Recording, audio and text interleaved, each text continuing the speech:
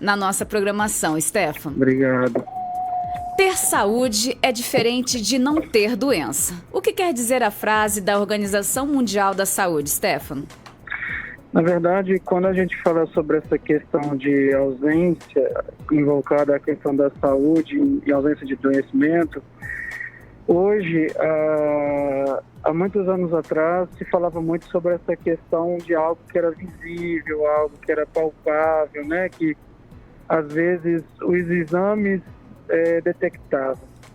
Só que saúde nem sempre quer dizer que a questão que é a ausência de doença. Quando envolve questão de saúde, ela é muito além. É o que? É o fato de você fazer uma escuta desse paciente, aqueles que têm muita frequência à unidade de saúde ou à área hospitalar, né? Que às vezes só quer falar, só quer ser escutado, às vezes ele não quer nem ser medicado ou não apresenta nenhum tipo de quadro clínico. E um outro ponto também, quando a gente fala de saúde, que é onde que se confunde muito, é uma questão que a gente chama de biopsicossocial, né? Que vou dar um exemplo, uma qualidade que tem saneamento básico, uma casa tem saneamento básico, né? Você faz com que essa pessoa tenha uma qualidade de vida que muitas das vezes, podendo, né, não somente saneamento, mas também a questão do uso da alimentação, você faz com que tenha um bem-estar. Aí sim previne essa questão dos quadros clínicos. E muitas das vezes há quadros clínicos que pode levar para uma questão emocional, né, causando outros transtornos, né? Então, grosso modo, a saúde não é somente a ausência de doença, mas sim uma questão de qualidade quando se tem uma escuta, qualidade de vida em questão social, né, uma casa boa, né, para você morar, você poder... Convívio social bom, né? Sim, um relacionamento importante. Então, ela é geral. A saúde, ela trabalha no contexto como todo, tá? Não dá para separar, não. Problemas emocionais podem causar dor no corpo? Pode porque é uma coisa que a gente chama de psicossomático, né? Muitas vezes você pode não apresentar um quadro clínico, né? Que o médico detecta por meio de exames, né? Muitas das vezes você faz, tô com dor de cabeça, você faz uma tomografia do crânio, você faz uma ressonância e nada acontece. Ou você está muito ansioso, você faz um exame para ver tireoide, adrenalina, está tudo normal. E aí muitas vezes você detecta o quê? Um quadro, vamos supor, de acúmulo de energias, um quadro de acúmulo de coisas na vivência, né, no decorrer da sua vida, aonde que isso, se você não obter um controle, porque quando envolve essa questão da psicossomático, né, da dor no corpo, que é onde que ele responde, é um dos que responde sobre os sinais que a gente está tendo psíquicos, né, e emocional, é devido a essa questão do como que você está controlando suas emoções, o que você está fazendo, né? E aí pode se tornar um transtorno, né? Sim. Entendeu? Mas pode sim. E aí vem as dores na articulação, né? Dor no braço, dor perna, né? Que lá futuramente, dependendo de como for isso, e não houver um bom tratamento nessa questão emocional, ela pode causar uma coisa que a gente chama de fibromialgia, né? Também. A emoção também pode levar a problemas de saúde? A gente já falou de dor no corpo que pode causar. Então, fibromialgia seria um problema que a emoção pode levar? Sim, pode. Né?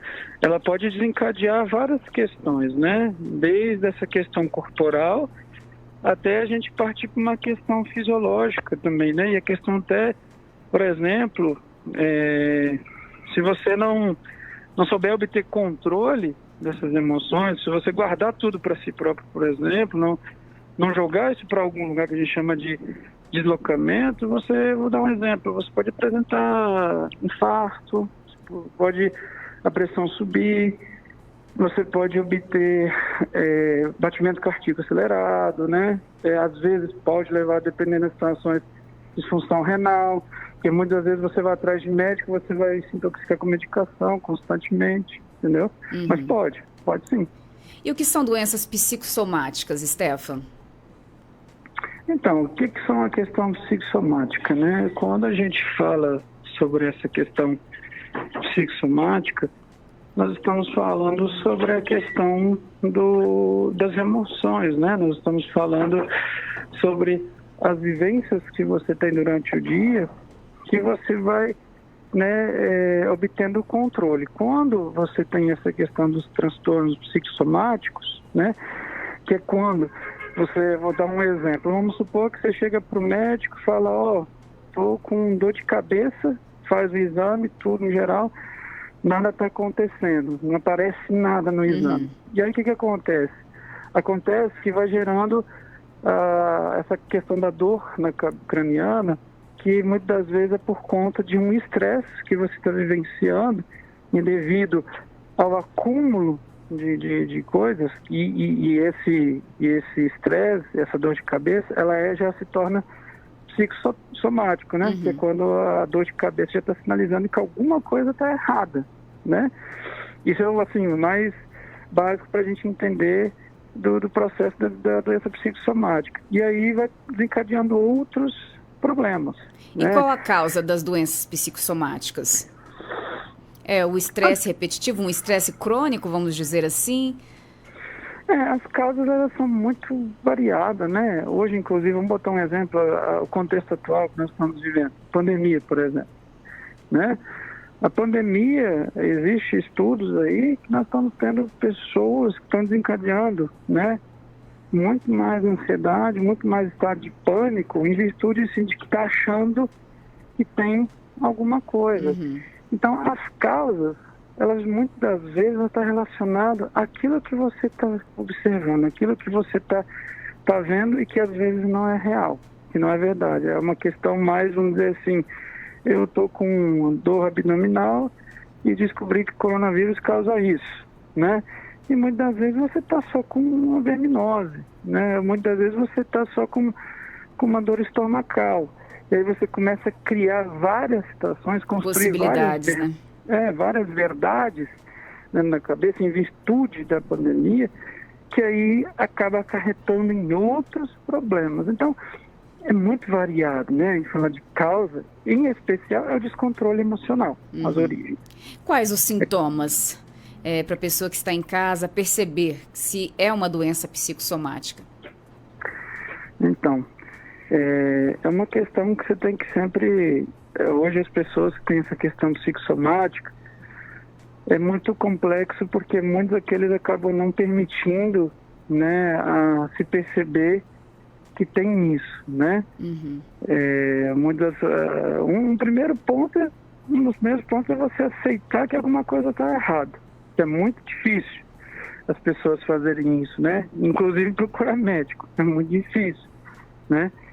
Então, em questão de sintomas, quando você começa a perceber que você está começando a ter observar que você tem situações que às vezes não existem, como por exemplo, você está tendo batimento cardíaco acelerado. Falta de ar devido aos batimentos. Isso inclusive dá, né? A questão de descontrole, né, emocional, que é devido ao transtorno psicossomático, ela causa falta de ar, ela causa uma fadiga, ela vai desencadeando vários sintomas, né? Mão gelada, né? Pés frios, às vezes uma dor no estômago, gastrite, né? Refluxo. Ela vai obtendo essas situações, porque você vai construindo uma coisa imaginária, muitas das vezes, né? Então, uma das questões é sair para observar o quê? Aquilo que está à sua volta e se realmente está acontecendo. Se é verdade mesmo que está acontecendo. E buscar a fonte. Da onde que eu estou tirando isso? Né? Quem está me dizendo que eu estou com isso? Hoje as pessoas estão passando muito isso na pandemia, né? É uma coisa que eu sempre falo assim, gente, a gente já tem informação necessária sobre a pandemia, né? Só que por mais que seja, elas são variadas, mas você já tem bastante. Hoje, quanto mais informação você receber sobre isso, você vai começar a construir, às vezes, verdade que não é verdade, uma crença. Sim. E aí você vai entrar em pânico, né? E é o que mais está acontecendo. Como é feito o diagnóstico das doenças psicossomáticas, da somatização, Sendo que existe diversos exames clínicos. Primeiro são feitos exames clínicos e físicos para chegar a esse diagnóstico de doença psicossomática? Existe por duas vias, né? O prioritário é que você procure a unidade de saúde e você relate para o médico o que está acontecendo, né? E aí ele vai te solicitar vários exames para que possa detectar algo, se realmente tem aquilo ali. E se não detectar nada, aí ele encaminha para o serviço especializado, como, por exemplo, a psicologia e a psiquiatria, para que possa dar andamento a esse processo, para ver o que está acontecendo. Né? Então, o diagnóstico, a gente chama isso de anamnese, que é a famosa entrevista, né? Que o médico faz na unidade básica de saúde, e depois encaminhado para o serviço especializado, como psicologia e psiquiatria, faz o acolhimento, também uma nova anamnese, pede sobre os exames, e aí chega-se na conclusão. E qual a lista de doenças psicossomáticas, Stefan? Uma das principais que você percebe a questão um pouco fisiológico, né? A questão de órgãos também, que é gastrite, refluxo, falta de ar, né? Na verdade, são doenças que estão ali mesmo, né? Sim. É uma ligação. Sim. Geralmente a gastrite e o refluxo, eles estão muito associados a essa questão. Por que estão associados? Quanto mais você aumenta o seu nível de estresse, quanto mais você vai acumulando, o nosso corpo, o nosso orgânico, né, o nosso organismo, ele aciona outros mecanismos, como, por exemplo, a noradrenalina, né, no sangue. Então, ele dobra o fluxo da noradrenalina, fazendo com que o estômago nosso seja liberado excessivamente em quantitativo de ácido, né? Que é o que futuramente pode formar um refluxo ou talvez uma gastrite, né? Que se tornaria crônico. E tem essas questões cardiopatas, né? Pode desencadear uma arritmia cardíaca, né? Também em virtude da adrenalina, pode, dependendo da situação, às vezes desencadear até uma diabetes, né? Um AVC. Então, vai muito disso, é muito amplo, né? Então, tem que observar muito, assim, o que eu sempre oriento as pessoas observem bastante o seu contexto, observe o seu dia a dia, como você está controlando suas emoções, o que você está fazendo para que não se chegue a esse ponto crítico. Né? Porque hoje, né, para a gente refletir, ir para um hospital com essas questões é um pouco arriscado em virtude de que a área hospitalar ela é uma área infecciosa, né? Então você pode, além de querer tratar isso, vai acabar contaminando com o vírus, né, com o coronavírus. Então é importante buscar unidade de saúde, buscar apoio com as pessoas, com amigos, com colegas que você nota que é importante te dar um suporte, né, fazer uma escuta, abrir mão de algumas coisas, né, mudar a rotina para que você possa ter um momento estável, né. E qual a diferença entre doenças psicossomáticas e a somatização, Stefan? Na verdade, a somatização é consequência, né, das doenças psíquicas, né? A doença psíquica ela é instalada. A somatização é aquilo que você vai sentir, vai percebendo, é aquilo que você vai notando, né? Igual, por exemplo, a dor de cabeça, independente de todos os exames que você fez, aliás, uma gastrite, independente de tudo que você já fez, né? Em consequência de todo o processo que você já passou e causou a doença, né, psicossomática, resultou na gastrite, ela vai gerar outras consequências ao ponto de virar, né, outras doenças, como dor corporal, você vai começar a ter outras coisas. Então ela vai, é uma corrente, né? A doença psíquica é a causa, a somatização é a consequência, entendeu? É a consequência dos transtornos emocionais que a gente tem, a gente não controla, muitas vezes. E quais os desafios da doença psicossomática? Há preconceito em relação a isso? Não entendi a primeira pergunta. Quais os desafios da doença psicossomática? Sim, assim, é um preconceito porque é aquilo que eu falei, a aceitação, né? As pessoas às vezes não admitem que aquilo está acontecendo, né? E às vezes não quer aceitar fazer busca disso, né? Muitas vezes você não está tendo tal coisa, mas você quer porque quer um remédio, você quer porque quer isso. quer uma injeção e muitas vezes só é uma questão mais psíquica. Então, assim, ele traz uma verdade para o médico. Não, eu tô com isso mesmo, doutor, que já chegou pacientes que falam assim, doutor, eu quero que você me passe esse remédio aqui. Uai, né, quem que vai prescrever?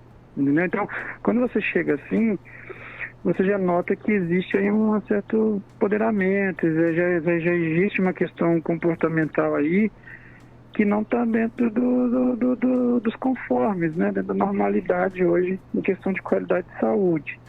E aí, muitas vezes, quando você vai chegar para o paciente pedir para que ele busque uma ajuda especializada, ele vai virar e falar assim, eu não estou louco, né, eu não sou maluco, eu não estou doente. Na verdade, já se diz que houve um adoecimento aí, quando chega nessa busca incessante da questão da medicação, de um cuidado, né? Mas é uma questão que você tem que abrir bastante aspas e fechar aspas, porque é caso a caso, tem que avaliar com muito critério. Acredito que o tratamento tem uma equipe multidisciplinar, né? Com psicólogos, psiquiatras e até mesmo clínicos, né? Porque as doenças chegam ao corpo, na verdade, como a gastrite, taquicardia, essas coisas todas, né? Sim. Vou dar um exemplo que já aconteceu comigo. Eu já tive paciente meu que ele somatizou muito, né? Ficou muitos anos com umas questões presas, a ponto de que da cintura para baixo ele não andou, né? Ele travou mesmo. Então ele só voltou a andar no início, quando ele começou a fazer terapia, e depois que ele começou a fazer fisioterapia. Então, é essencial, que aí é toda uma discussão, que cada caso vai se fazer aquela coisa que a gente chama de construção de plano terapêutico, né? Que você vai consistir, se vai psicólogo com terapeuta ocupacional, psicólogo com psiquiatra, psicólogo com fisioterapeuta, ou com fono. Então, varia caso a caso, mas é essencial que um serviço ofertado pelo negócio Santa Maria, município, mantenha-se a equipe multidisciplinar, né, para que possa fazer uma discussão, até porque o cuidado do paciente, ele é amplo, né, ele não é somente psíquico, ele é orgânico também. Então, uma coisa funcionando, a outra coisa vai funcionar também. Uma coisa puxando a outra. E como se proteger? Há como se proteger das doenças psicossomáticas, já que são coisas presas e pensamentos que a própria pessoa não quer ter? É uma questão que, assim, lógico, quando a gente nasce, né, a gente chama isso de tábula rasa, né, a gente é um papel branco, né, que a gente não nasce com nenhum tipo de formação, você ao longo do tempo você vai adquirindo isso, e aí você vai aprendendo com a interação social alguns costumes, alguns valores, algumas ferramentas que você vai utilizando. Depois, com o tempo, quando você vai crescendo, é essencial que quando você adquirir suas próprias autonomias, você já tem a possibilidade de conter com a sua própria defesa. Só que aí que vem essa questão, né? Vou falar de proteger. É uma questão assim, de como que você vai lidar com as vivências, né? Como que você vai lidar com aquela informação que você está recebendo.